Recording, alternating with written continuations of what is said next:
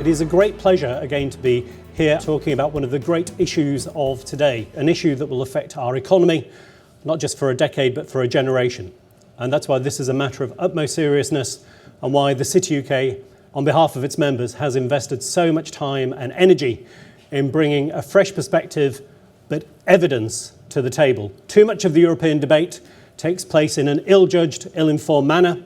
The City UK, as an evidence-based organisation, has always sought to bring detailed, apolitical evidence to help inform our policymakers. I'm sure we've all used the word reform in the past to describe what we think should happen across Europe, but actually the City UK wants to crystallise those notions about reform and turn them into a document that we can use here in the UK and across other European member states as well, so that we can give the city perspective. But it would be odd if the city didn't have a perspective on Europe, particularly as we employ 2 million people, 2/3 of whom are across the UK. We are 15% of our nation's GDP. We receive more foreign direct investment than any other sector. And of course, we are our nation's leading export earner. This is a debate that creates a great deal of heat, and there are many different shades in the arguments, either way. And it's our job to create light and to be open about the challenges, but also open and constructive about the strengths, the opportunities, and importantly, the need to be competitive. So I congratulate the City UK on its valuable contribution, and especially its surveys of senior leaders in the city, with 95% saying access to the EU is essential for the future competitiveness, and 85% wanting the UK to stay in the EU. I believe that the reform agenda of the next European legislative session must focus on sustainable growth, job creation, and shared prosperity. Success in showing that the EU has put in place a framework for growth is important to convincing the millions of people who voted for Eurosceptic parties that the EU, in fact, does have value. And for those of us who work in the financial services industry, we will make headway in regaining the loss of trust that we sustained during the economic crisis if we can show we are committed to and focused on enabling progress in the broader economy and society. Over the coming months, and in fact years, as the regulatory standards are fully developed, refined, and implemented, there is a historic opportunity. That is to minimize and remove overlapping, inconsistent, and contradictory rules, be they between member states or between the EU and the US. But we must acknowledge that there is an inherent tension between the dual objectives of safety and growth. Take Basel III. I happen to think it is one of the most effective of the new regulations in ensuring banks hold adequate capital to enable them to withstand future economic shocks, and to do that without recourse to taxpayers. However, at a time when most countries believe SMEs are the key to a revived economy, we must recognize that banks are required to hold more capital against a loan to an SME than they are against a AA-rated corporate bond. So we need new solutions to help augment financing to support a thriving SME sector.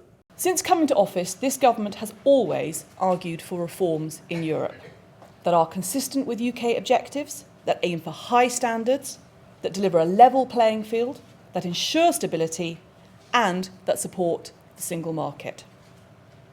That's why we push for full implementation of Basel III, and why we welcome European work on bank structural reform. And that's why we fought hard in the EU on your behalf to ensure that the tools for resolving EU banks are credible, to make sure the banking union developed in a way that works for the Eurozone and removes risk to the UK taxpayer, and to build an alliance with other members to reject the proposed bonus cap for UCITS fund managers. And that's why, where we think the EU legislation is at odds with the treaties, we have challenged it in the courts, just as we've done on the financial transaction tax, on location policy, and on remuneration. But there is a lot more work to come. I want to see a UK and EU financial sector that is competitive and growing. And I am clear that to deliver this, it must be based on tough, robust implementation of international standards. So I will work with the Commission and the Member States to deliver this goal. We need to finish the job on prudential and conduct regulation, implementing international standards to create the stability needed for growth, completing the work on regulating benchmarks like LIBOR and Euribor, reforming the structure of banks, and ensuring the proper implementation of all the legislation that the last Commission brought forward. In sum, working to ensure that taxpayers never again have to bail out the banks. But we must not pull up the drawbridge, which would really put growth at risk. We need to keep pushing for deeper EU markets, a fully functioning single market, and greater access to finance for the real economy. London is not only the UK's financial capital, it's also the beating heart of Europe. We are Europe's financial centre. It's also the global preeminent financial capital. What that means is that businesses from around the rest of the world want to come to London to establish themselves. And that creates jobs, it creates growth, it creates opportunities across each and every European member state. So there's a good reason for every other European member state to support London as Europe's financial capital. Last week we had a really important week here in the UK as we welcomed Premier Lee and a substantial business delegation. That was an important week for the city, it was an important week for TheCityUK, and it was an important week for UK business as our relationships with China become normalised, improved. The important thing is that we not only managed to secure agreements for Chinese investment here in the UK, but it shows the type of relationship that the UK and Europe needs to have with the rapidly growing economies around the world. We need to be relevant to them, we need to be helping them develop their economies, because that will create jobs and growth here in the UK.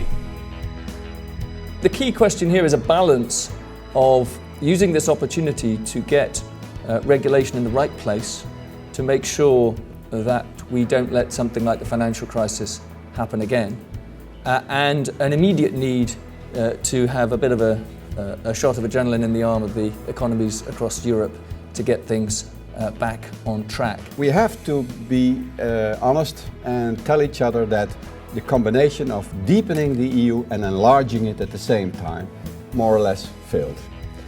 And the other thing is that when you look to the monetary union, it's only halfway completed, patchwork.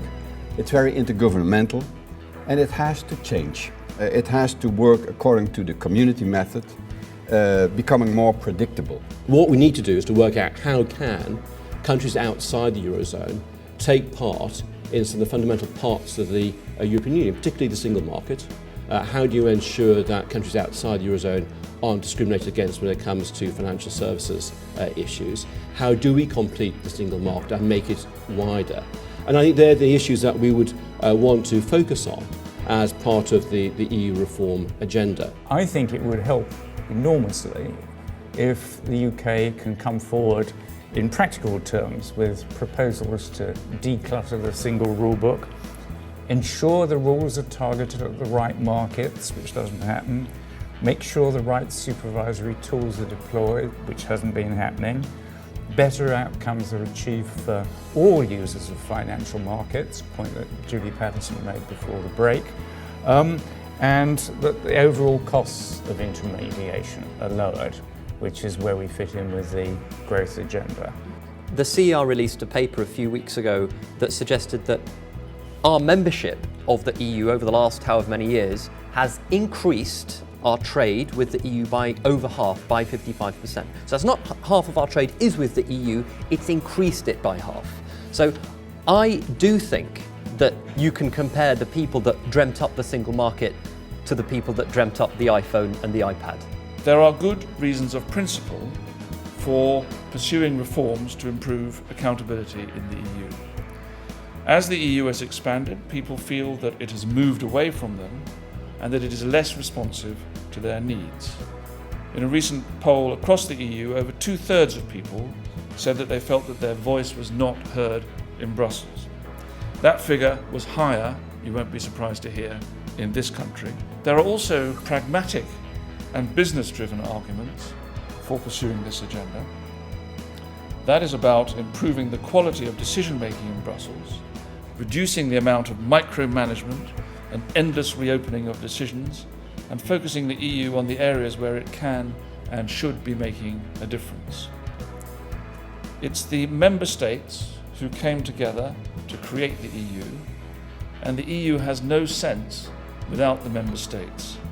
And that's why we believe that the member states in the Council should be able to set a much clearer strategic agenda for the Commission, and we believe that that will improve the accountability and responsiveness of the Brussels legislative agenda.